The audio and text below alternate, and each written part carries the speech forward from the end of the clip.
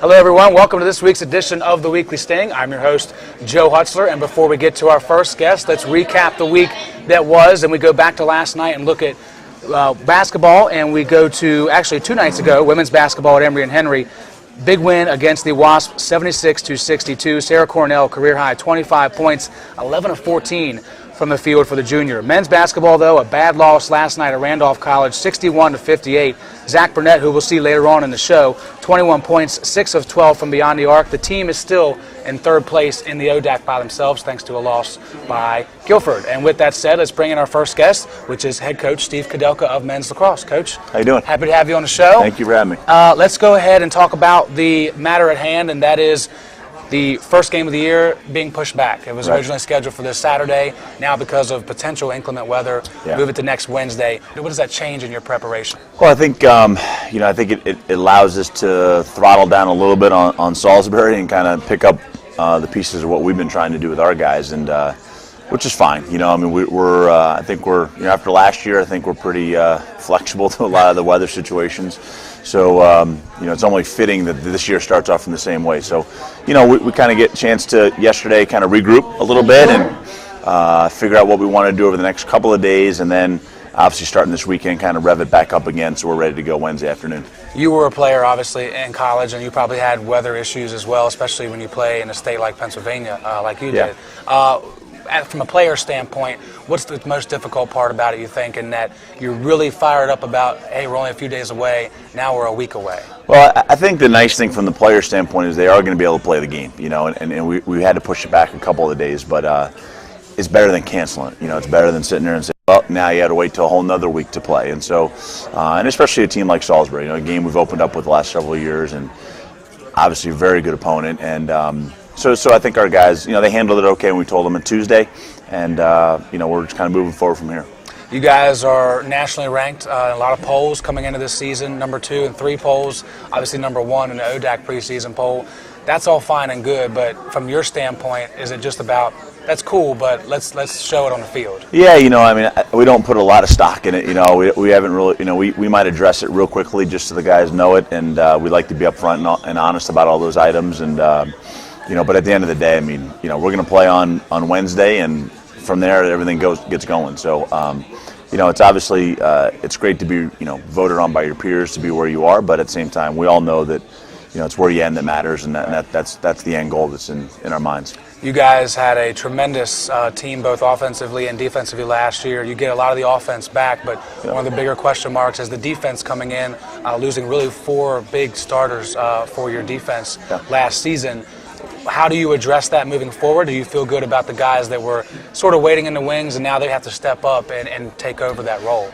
Yeah, I think it's definitely an area that we've addressed and we've worked on a lot in practice, and not really for the lack of the fact that we have the right players down there. It's just a matter of them getting comfortable with each other, and that's part of the year. That's why this is a long season, and we got to figure that out probably as the year goes on a little bit, but there's no doubt in our minds as a coaching staff that the players who are next in line, the players who are kind of waiting in the wings, as you said, they're there. And, now it's just getting them on the field, getting them some game time experience, and letting them figure out as they go through game by game.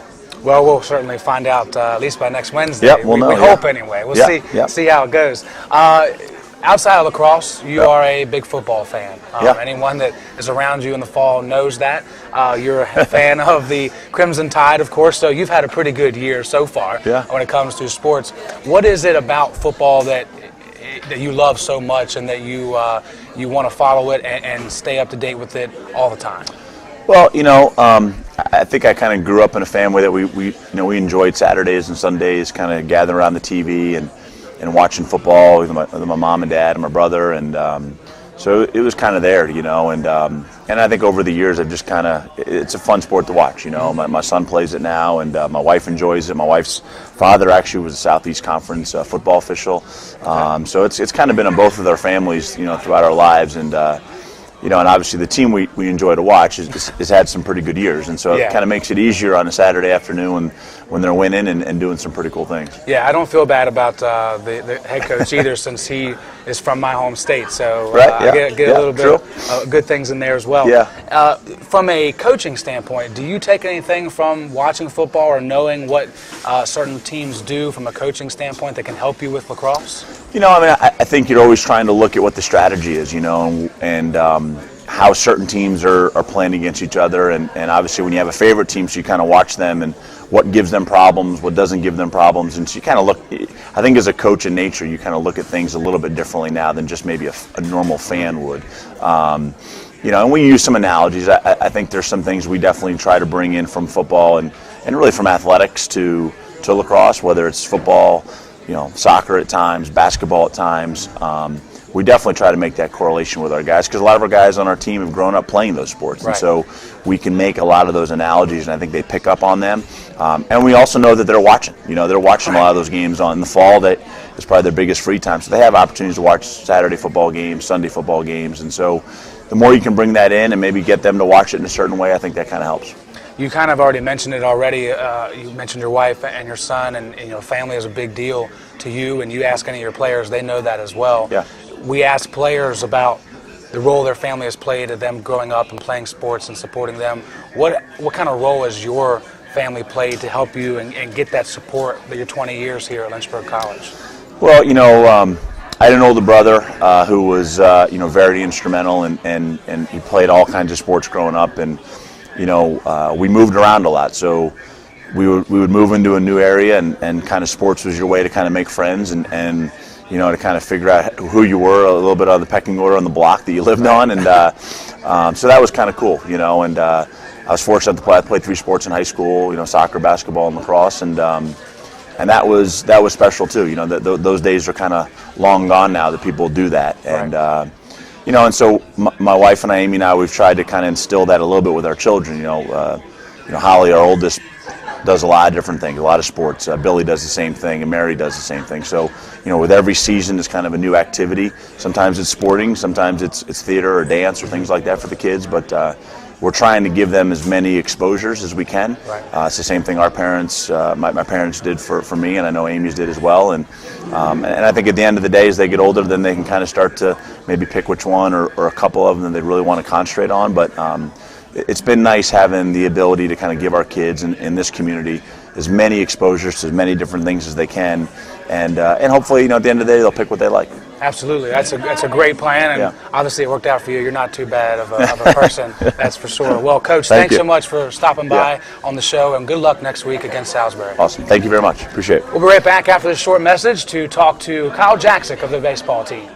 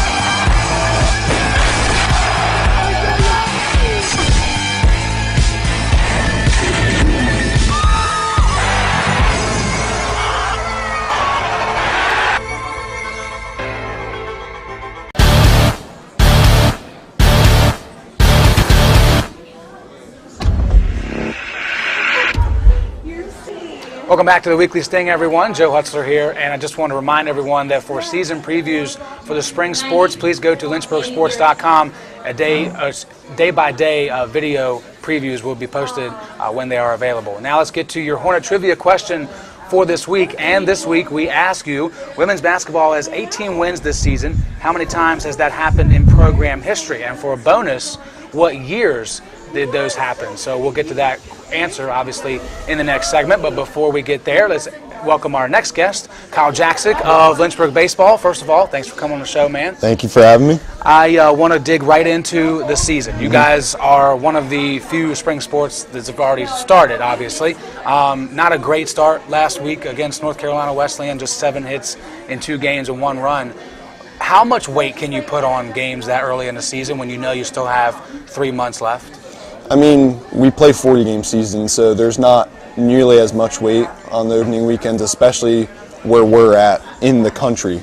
Being in this kind of area, it's tough to get on the field, especially when the snow comes in. It's tough to get that field time, see our hitters, see live pitching, as well as our live pitching throwing to hitters. So it's not a big weight. I mean, it's more of just figuring out like who's going to be our starting 9 when it comes down to the conferences. I mean, I think right now we're looking forward to next week where we get to open up at home, obviously depending on the weather. Right. And then the next weekend we head down to Methodist, which is a big tournament where we will actually play the defending national champion. Wow, which is big for us because it's not only can we make a statement to other teams, we can also make a statement to ourselves. And by the time we get back from Methodist, we're right into the conference schedule, and that's when the games start to really matter. You certainly should be able to figure out who you are when you play the national champions, see how you level up to them. This weekend, you've already got a little bit of a hiccup in the schedule. The game against William Peace on Saturday has been postponed. What does that do for a team's preparation, especially in baseball? I know you have another game the next day, but does that change anything for you guys? I don't think it changes nearly as much as other sports because with baseball you're kind of all running on different schedules to begin with, especially as a pitching staff. Because all week we've been just kind of doing like inter squads, having our pitchers throw to hitters and have our hitters see pitchers. So it's not really throwing us off, I don't think. Because right now we're still playing those 2 games on Sunday and we got to prepare for those the same way we were. It's kind of just whoever was playing on Saturday, you're kind of left by the wayside, but it doesn't really throw off anything that we're trying to do because we're just preparing for the games. Right. We're not preparing for certain teams. There's not necessarily game plans going in nearly as much as other sports because you kind of show up at the ballpark and know that you're going to have to play your game and you're going to have to win it. That's one of the interesting things I've always found about baseball or softball. You can't go in as a commentator and ask a question about game plan because it really isn't for that specific team. You don't have time to get a look at scout tape. You got to go out there and worry about you and focus on that to get the win. Very interesting point. You are a pitcher, and I'm always interested to find out why a pitcher ends up wanting to do that and maybe necessarily not play every game because of their rotation. What was it that really pushed you to want to be in that position? Well, actually, I'm kind of in a weird situation because when I was brought in to campus, I was actually a catcher. Oh, okay. So my position's actually switched in the past year. Okay. Obviously, this is my second year on the field. Yeah. So, I mean, I grew up always being like a versatile player, always playing different positions. And then I played last summer in Myrtle Beach, which we might talk about later. Right. But, played last summer down there, and I pitched a little bit because we were a little weak on pitching. And I figured, like, might as well try and might as well give myself options. And by the time fall rolled around, I pitched in the first inter squad, and the coaches called me in and said, we want you to be a pitcher for this year. And so I was open because, I mean, I'm a team player. I want the team to be successful. And if the coaches feel like we're going to be more successful as a team, having me be a pitcher, then I'm all for it. But mentality-wise, it's not much different. Okay, I was going to ask what the differences would be. Yeah, because I'm not a starter. I'm coming out of the bullpen and I'm throwing 1 or 2 innings at most. Right. So most of the time I'll actually be ready to pitch again the next day or 2 days later. So it's different, but I mean, I know I have to go to the ballpark being ready to go out there on the mound and do my job every single game. And you might actually get to play every game. It just depends on, obviously, the situation. You already mentioned it, Myrtle Beach last summer. Why did you go there and play a whole summer of baseball? What group was that with? Right now it's called the Carolina Shores League, which is they bring in college kids from all around the country. I mean, I had a kid from Idaho on my team. I had a kid from Maine. That's cool. So it was really cool. I was actually lucky enough to live with 2 of the guys on the team here as well. Okay. So it was nice to have like our own place together. But it was just more of like a growing experience, getting used to that college baseball. And it was a wood bat league, which makes it a lot tougher for 19-year-old kids. But we had kids from all over. It was a really great experience just to be able to be out in the field and beautiful weather. And Yeah. then, of course, living on a golf resort 10 minutes from the beach, you can't really complain about that Yeah, either. if you do, nobody's listening because they're not going to believe that that's something worth complaining about. One of the interesting things that I saw when we talked about stuff earlier this week is that even as early as you are into your college career, you have a pretty good idea of what you want to do already. You want to be a physician's assistant, focus in orthopedics. Why? Why is that something that you would like to pursue? Unfortunately, I've had a lot of sports injuries in my life because I was always a multi-sport athlete.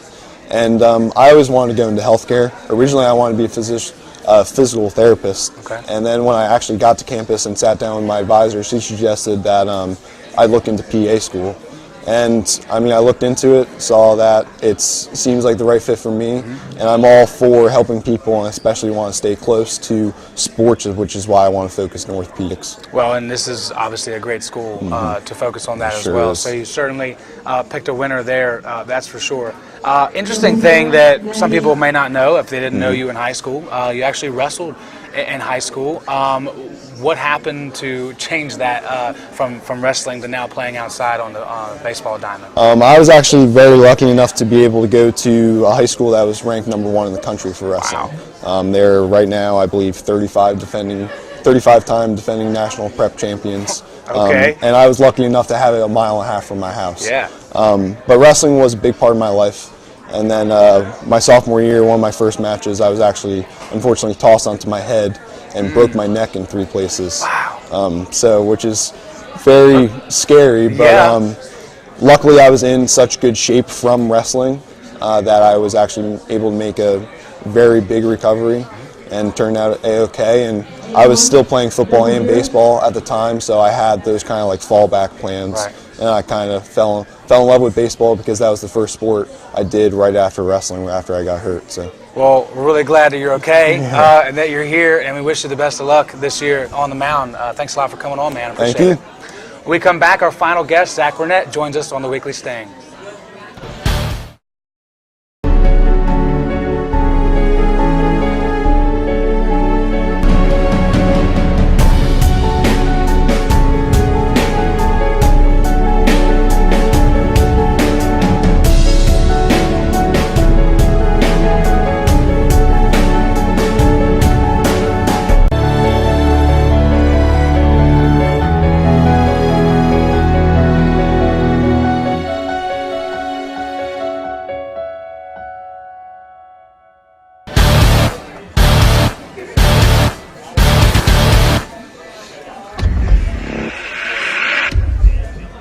Welcome back, everyone. Before we get to Big Shot Burnett, let's look at the Hornet Trivia answer that we gave you the question in the last segment, which was women's basketball has 18 wins this season. How many times has that happened in program history? And the bonus part of that question would be, what years? Did you get it right?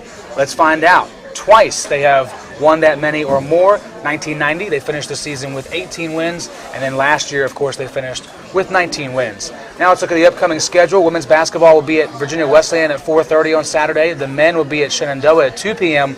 on Saturday. And also, indoor track and field will be at Liberty this weekend for another event. And then the baseball team, as you heard in the last segment, game is postponed from Saturday, but they will play Sunday, a doubleheader against Greensboro. And now let's bring in Zack Burnett to the show. First of all, Zack, thanks for coming on, man. Of course. Now, I know you don't really want to talk about it, but we have to go back to last night and talk about the loss at Randolph College right down the road. A game in which you guys played better in the second half, there's no doubt about that, but a 14-point deficit at the half really made it tough for you guys to finish strong and get the win last night. Was there something in that game that you can point to as the main focus of what went wrong for this team, especially in that first half? I mean, yeah, definitely the first half. You can't put yourself in a hole like that. I mean, I'm proud of the way we fought back in the second half, the urgency we played with, but coming back from a 14-point deficit in the ODAC on the road, you're not putting yourself up against pretty good odds. So, I mean, I thought we came out with a pretty good energy. You know, our shots just kind of weren't falling, and theirs were. So we just have to work on contesting more shots, not letting them get such easy looks at the basket, and then going from there.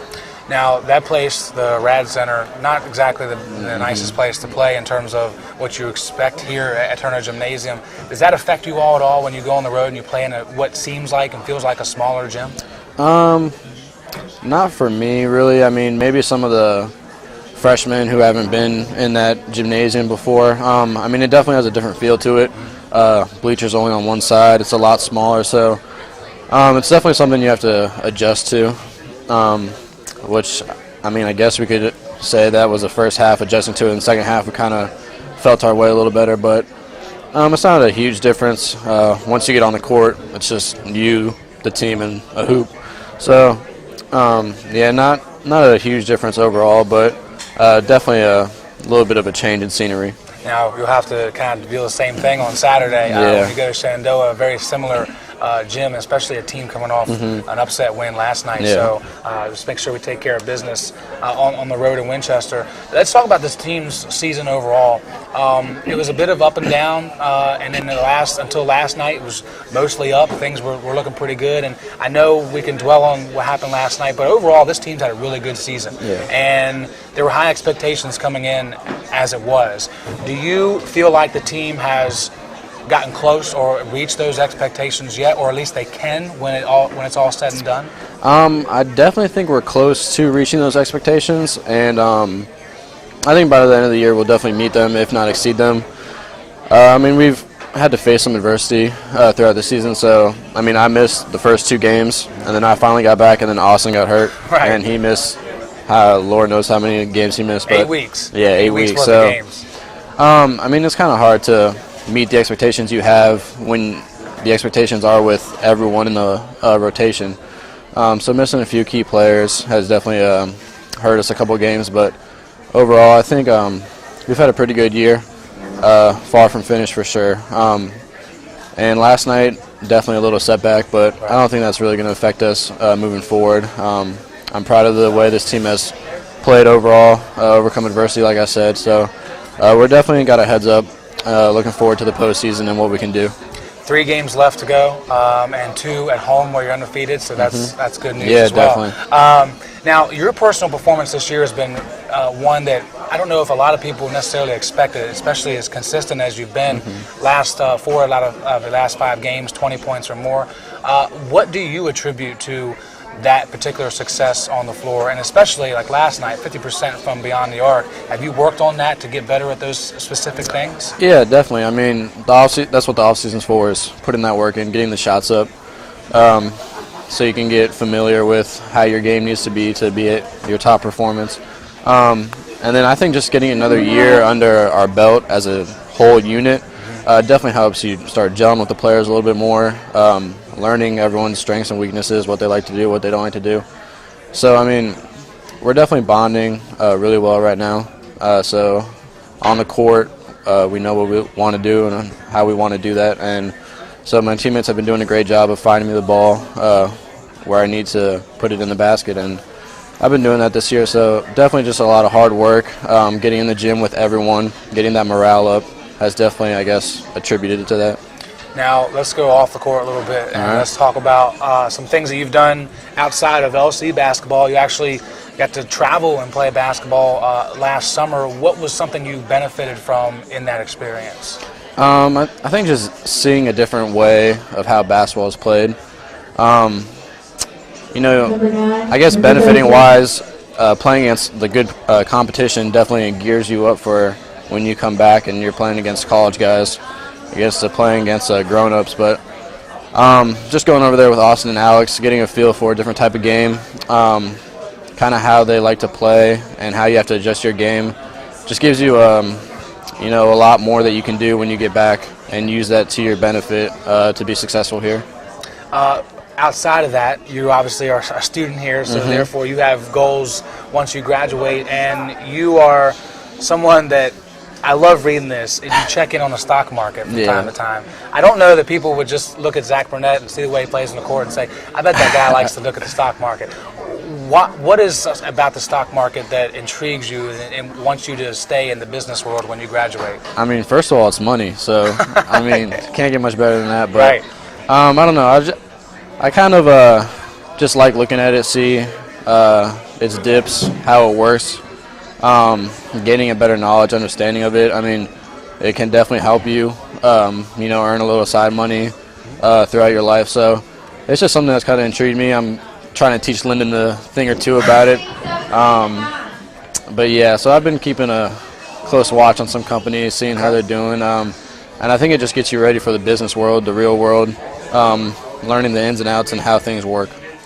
Anybody going up right now? Any stock advice you can give us?